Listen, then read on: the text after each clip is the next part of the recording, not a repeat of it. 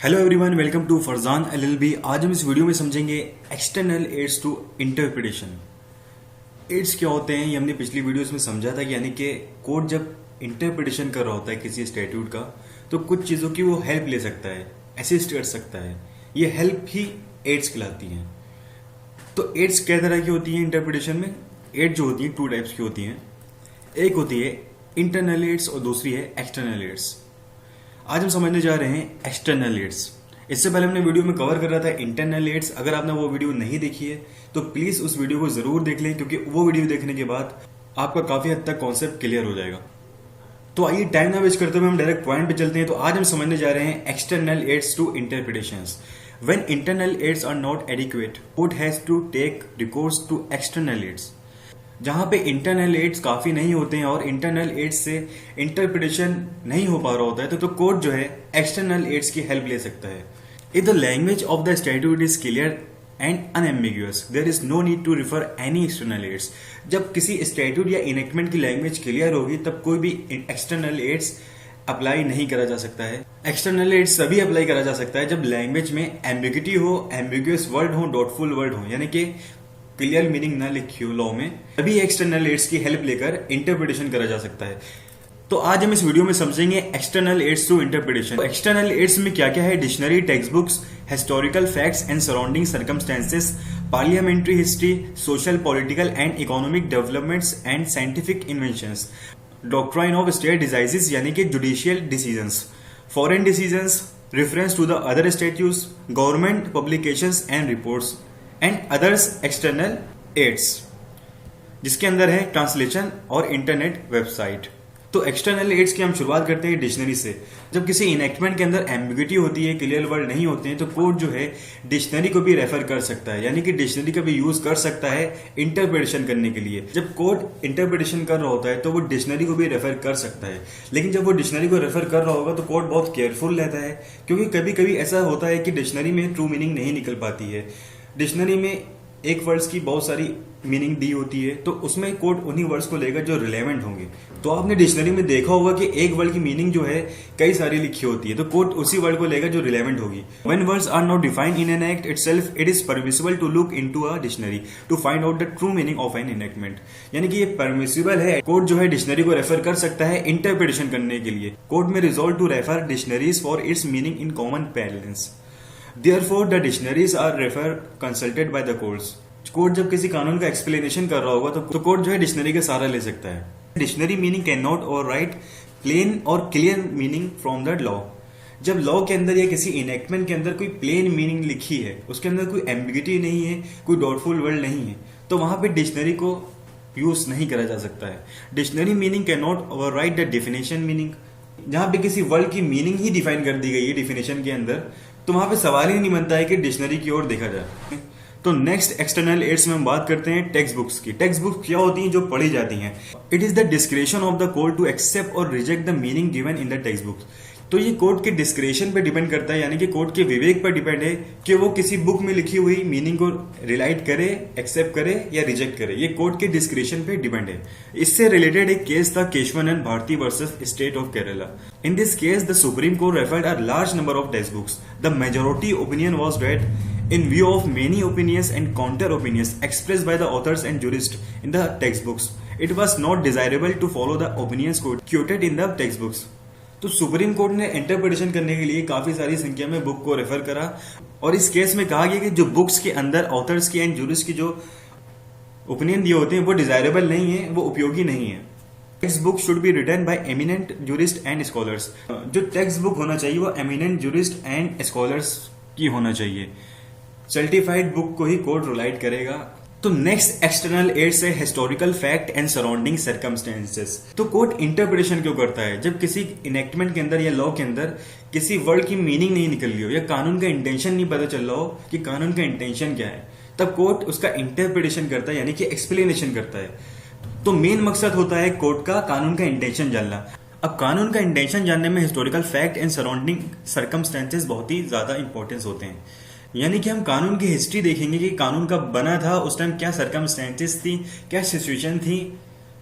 अब surrounding circumstances भी देखते हैं। सर्कमस्टेंसेस यानी कि उस टाइम जब कानून बना था तो क्या सिचुएशंस थी, इकोनॉमिक कंडीशन क्या थी, क्या बेरोजगारी छाई हुई थी, क्या राइट दंगे चल रहे थे, इकोनॉमिक कंडीशन खराब थी, उस टाइम क्या कंडीशन थी। यानी कि सर्कमस्टेंसेस देखने के बाद कानून का इंटेंशन पता चल सकता है कि कानून क्यों बनाया गया था उस टाइम। अब हिस्टोरिकल फैक्ट में देखा जाता है कि कानून कब बना था। तो ये जो 8 है historical facts and surrounding circumstances specially useful in mischief rule, ये यूजफुल है मिस्चीव रूल में। This external aids is specially useful in mischief rule. Mischief rule में भी हम कानून की हिस्ट्री देखते थे, यानी कि कानून क्यों बना था, थोड़ा हिस्टोरिकल फैक्ट देखते थे। तो किसी लॉ के इंटरप्रिटेशन में हिस्टोरिकल फैक्ट्स बहुत इंपॉर्टेंस रखते हैं। मिस्चीव रूल क्या था, What was the common law before the making of the act? यानी कि कोई एक्ट बना है तो उससे पहले कोई कॉमन लॉ रहा होगा, तो वो कॉमन लॉ क्या था। What was the mischief or defect for which the common law did not provide? ऐसी क्या मिस्चीफ और डिफेक्ट थी जो कॉमन लॉ ने प्रोवाइड नहीं करी गई। What remedy provided? उस मिस्चीफ यानी कि उस मिस्चीफ और डिफेक्ट को दूर करने के लिए क्या रेमेडी प्रोवाइड करी गई थी। What is the true reason of the remedy, यानी कि रेमेडी का ट्रू रीजन क्या था, वो रेमेडी क्यों प्रोवाइड करी गई। तो इस तरह हम historical fact and surrounding circumstances देखेंगे कि उस टाइम क्या सर्कमस्टेंसेस रहे होंगे जब कानून बना था और क्या हिस्टोरिकल फैक्ट थे। ये सब देखने के बाद कोर्ट को कानून का इंटेंशन जानने में काफी हद तक हेल्प मिलती है। इससे रिलेटेड एक केस था DK Trivedi and sons versus state of Gujarat. The external aid in the form of historical fact and surrounding circumstances. The legislation is necessary and quite useful in understanding the subject matter of the statute and thereby to arrive at the legislative intent. तो court ने कहा कि ये जो external ads है historical fact and surrounding circumstances, ये बहुत ही useful है किसी कानून का इंटेंशन जानने के लिए, यानी कि इंटरप्रिटेशन करने के लिए काफी यूजफुल है। एक और केस था इससे related, R Chaudhary versus state of Punjab and others. The debates in the constituent assembly may be relied upon as an aid to interpret a constitutional provision. It is the function of the court to find out the intention of the framers of the constitutions. Supreme court ने इस case में कहा कि constituent assembly में जो debates होती हैं उनको रिलाइट करा जा सकता है, रेफर करा जा सकता है इंटरप्रिटेशन करने के लिए। कॉन्स्टिट्यूएंट असेंबली क्या है, शॉर्ट में हम समझ लेते हैं। कॉन्स्टिट्यूएंट असेंबली में मेंबर्स ऑफ ग्रुप थे, यानी कि मेंबर्स थे। इन मेंबर्स ने मिलकर ही इंडियन कॉन्स्टिट्यूशन यानी कि भारत का संविधान बनाया था। तो इस केस में कोर्ट ने कहा कि कॉन्स्टिट्यूएंट असेंबली में जो डिबेट्स हुई थी, यानी कि जब कॉन्स्टिट्यूशन बन रहा था तो उस टाइम जो डिबेट्स हुई थी उनके जो रिकॉर्ड हैं उनको रिलाइट करा जा सकता है, उनकी हेल्प ली जा सकती है इंटरप्रिटेशन करने में। यानी कि कॉन्स्टिट्यूएंट असेंबली की डिबेट्स जो हैं उनको रिलाइट करा जा सकता है। लेकिन जो पार्लियामेंट में डिबेट्स होती हैं किसी बिल को पास करने के लिए, उनकी हेल्प नहीं ली जा सकती है। पार्लियामेंट की डिबेट्स अलग होती हैं और कॉन्स्टिट्यूएंट असेंबली की डिबेट्स अलग होती हैं। तो पार्लियामेंट की डिबेट्स की हम बात करेंगे अगले एक्सटर्नल एड्स में, जो कि है parliamentary history. Earlier court used to refer legislative history to ascertain its clear meaning. The traditional English court used to refer the report of a committee presented to the parliament legislature as an external aids. पहले जो court थे वो parliamentary history को refer करते थे किसी कानून की ट्रू मीनिंग निकालने के लिए, लेकिन बाद में ट्रेडिशनल इंग्लिश कोर्ट ने जो है कमेटी की रिपोर्ट को जो है रेफर करना शुरू कर दिया। यानी कि जो कमेटी की रिपोर्ट होती थी जो पार्लियामेंट में पेश करी जाती थी, ट्रेडिशनल कोर्ट जो है उनको रेफर करने लगा, यानी कि उनकी हेल्प लेने लगा इंटरप्रिटेशन करने के लिए। तो प्रेजेंट टाइम में यानी कि आज के दौर में पार्लियामेंट्री हिस्ट्री का जो यूज है बहुत ही कम हो गया है, इसका इंपॉर्टेंस भी बहुत कम हो गया है। पार्लियामेंट्री और legislative history means the process by which an act is enacted. This includes conception of an idea, drafting of the bill, the debates made, the amendments propose etcetera. तो पार्लियामेंट्री हिस्ट्री में court देखता है कि इसका draft कब बना था, इसमें क्या क्या डिबेट्स हुई थी, क्या अमेंडमेंट्स हुए थे, इस बिल का ड्राफ्ट कब बना था, ये लोकसभा में कब पास हुआ था, ये राज्यसभा में कब पास हुआ था, और इस पर प्रेसिडेंट यानी कि राष्ट्रपति की सहमति कब बनी थी, कब जाके ये बिल एक्ट बना था। ये सब पार्लियामेंट्री हिस्ट्री में देखा जाता है। तो इससे रिलेटेड एक केस था AK Gopalan versus state of Madras. The supreme court observe that the debates in the parliament on a bill are not admissible for the construction of an act. However, it became incompatible to the Supreme Court to refer legislative history as an aid while interpreting a provision in a statute. तो supreme court ने observe किया कि parliament में जो bill pass करा जाता है उस पर जो डिबेट्स होती हैं उनको रिलाइट नहीं करा जा सकता है। किसी कानून को बनाते समय जो पार्लियामेंट में डिबेट्स होती हैं उनकी हेल्प नहीं ली जा सकती है, यानी कि पार्लियामेंट्री डिबेट्स की हेल्प नहीं ली जा सकती है किसी स्टैट्यूट का इंटरप्रिटेशन करने में। तो ये बात थी पार्लियामेंट्री हिस्ट्री की। तो इससे पहले जब मैंने आपको बताया कि कॉन्स्टिट्यूएंट असेंबली की जो डिबेट्स थी उनको रिलाइट करा जा सकता है, उनकी हेल्प ली जा सकती है, यानी कि कॉन्स्टिट्यूएंट असेंबली ने जो संविधान बनाया था उस टाइम जो डिबेट्स हुई थी उनकी हेल्प ली जा सकती है। लेकिन जो पार्लियामेंट में डिबेट्स होती हैं किसी बिल को पास करते टाइम, उसकी हेल्प नहीं ली जा सकती है। तो नेक्स्ट पॉइंट है social, political and economic developments and scientific inventions. तो कोर्ट का मेन ऑब्जेक्ट होता है किसी कानून का इंटेंशन जानना। अब किसी कानून का इंटेंशन जानने के लिए social, political and economic developments and scientific invention को भी ध्यान में रखा जाता है। तो इन सब कंडीशन को ध्यान में रखने के बाद काफी हद तक कानून का इंटेंशन पता लगाया जा सकता है। तो सोशल कंडीशन को भी ध्यान में रखा जाता है। उस टाइम क्या सोशल कंडीशन थी, इकोनॉमिक कंडीशन क्या थी, पॉलिटिकल सिचुएशन क्या थी, और उस टाइम टेक्नोलॉजी कैसी थी, यानी कि उस टाइम ऐसी क्या टेक्नोलॉजी नहीं थी जो अब है। अ स्टैट्यू मस्ट बी इंटरप्रेटेड और कंस्ट्रक्ट टू इंक्लूड सर्कमस्टेंसेस और सिचुएशंस विच वर अननोन और डिड नॉट एग्जिस्ट अर्लियर। किसी भी स्टैट्यूट का कोड कंस्ट्रक्शन करते समय या इंटरप्रिटेशन करते समय सर्कमस्टेंसेस या सिचुएशन को भी ध्यान में रखता है कि उस टाइम क्या सिचुएशन थी जो अब नहीं है। उन सिचुएशंस को कंपेयर करता है, यानी कि उस टाइम क्या टेक्नोलॉजी थी, इस टाइम नहीं है। तो इन सारी बातों को ध्यान में रखता है। Social, political and economic developments and scientific invention को ध्यान में रखता है कि उस टाइम क्या था और इस टाइम नहीं है। इससे रिलेटेड एक केस था SP Gupta versus union of India. It was stated that a statute must be interpreted to include social, economic and political setting. इस केस में कोर्ट ने कहा कि किसी भी स्टैट्यूट को इंटरप्रेटेड करते समय social, economic and political setting को जरूर देखते हैं। यानी कि जब ये कानून बना था तो उस टाइम क्या social, economic and political conditions थी जो अब नहीं है।